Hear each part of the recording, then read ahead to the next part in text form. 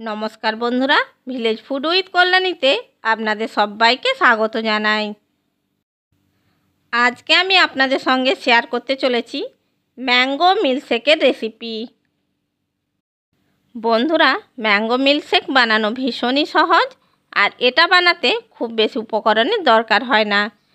আম, দুধ আর চিনি, এই তিনটি উপকরণ দিয়ে কিন্তু খুব সহজে ম্যাঙ্গো মিল্কশেক বানানো যায়।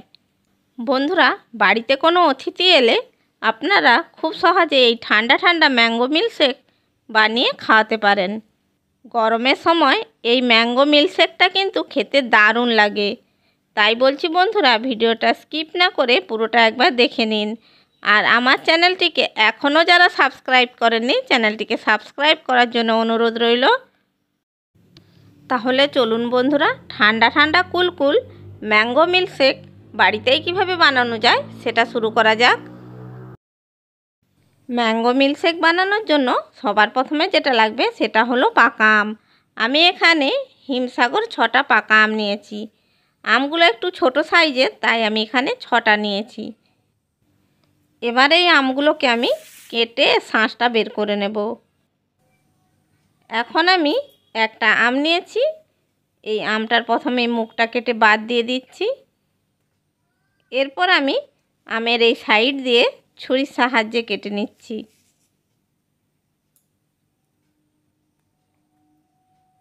দেখুন বন্ধুরা, কেটে নিয়েছি। এবার ছুরি দিয়ে এইভাবে করে আমি দাগ করে নিচ্ছি আমের মধ্যে। দেখুন বন্ধুরা, আমের টুকরোগুলো কত সুন্দর পিস পিস করে কাটা হয়ে গেছে। এবার আমি একটা চামচের সাহায্যে এই আমের টুকরোগুলোকে বের করে নিচ্ছি। আমের টুকরোগুলোকে আমি খোসা থেকে বের করে নিয়েছি। এবার এই আমগুলোকে একটি মিক্সিং জারের মধ্যে দিয়ে দিচ্ছি। একই রকমভাবে সব কটা আমকে কেটে আমি টুকরোগুলোকে মিক্সিং জারের মধ্যে দিয়ে দিচ্ছি। সমস্ত আমের টুকরোগুলোকে আমি মিক্সিং জারের মধ্যে দিয়ে দিয়েছি। এরপর আমি এর মধ্যে দিয়ে দিচ্ছি 2 টেবিল স্পুন চিনি, আর দিয়ে দিচ্ছি 1 কাপ ঠান্ডা দুধ। দুধকে আমি আগে থেকে ফুটিয়ে নিয়ে ঠান্ডা করে ফ্রিজের মধ্যে রেখেছিলাম। এবার মিক্সিং জারের ঢাকনা বন্ধ করে খুব ভালো করে পেস্ট করে নিতে হবে। মিক্সিং জারের ঢাকনা খুব ভালো করে বন্ধ করে নিয়েছি। এবার এটাকে খুব ভালো করে পেস্ট করে নিচ্ছি।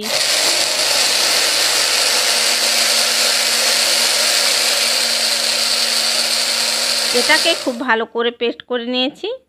এবার আমি মিক্সিং জারটা বের করে নিচ্ছি। দেখুন বন্ধুরা, আমাদের ম্যাঙ্গো মিল্কশেক তৈরি হয়ে গেছে। এবার আমি এটাকে সার্ভ করে নিচ্ছি।